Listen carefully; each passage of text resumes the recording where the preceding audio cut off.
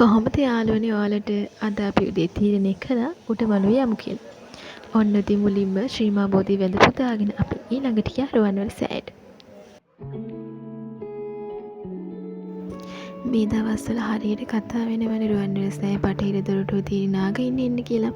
හැබැයි ඒක වහලා තියෙන්නේ කියලා. ඉතින් අපිටත් ආස හිතුණා මේක බලන්න යන්න.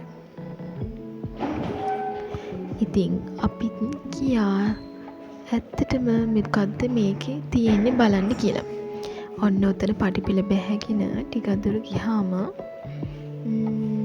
තියෙනවා විලක්.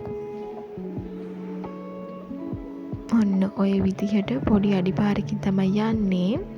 ඔය කණු හතර ළඟදී තමයිලු නාගයින් නාග වේශින් ඇවිල්ලා මනුස්ස වේසට වෙස් මාරු කරගන්නේ.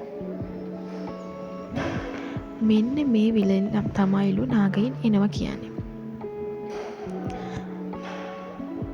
ඔය විලෙන් නාගයින් ඇවිල්ලා මෙතෙන්දි වෙස් මාරු කරගෙන ඔන්න ඔය විදිහට ඔතන පඩිපෙළේ ඔතන ඔය දැන් මඩ වගේ තියෙන්නේ ඔතන ඉස්සර තිබ්බ කියන්නේ විලක්ලු.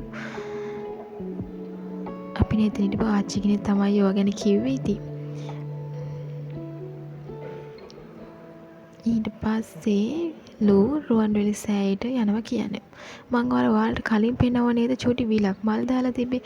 අන්න ඒකෙන්ලු නාගයින් ඇවිල්ලා එයාලගේ මඩ ගෑවිච්ච කකුල් හොදගෙන යනවා කියන්නේ රුවන්වැලි සෑය වැඳ පුදා ගන්න. ඔහොම තමයි ඉතින් කතාවල කියන්නේ.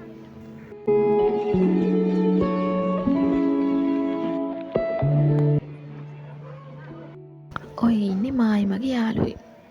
ඉතින් අපි දන්සලුත් වැඳගෙන ආයෙත් හොස්ටල් එකට ආවා. ආයෙත් දවසක මේ වගේ ලස්සන වීඩියෝ එකක් කරගෙන එන්නම්. සුබ දවසක් ඔයාලා හැමෝටම.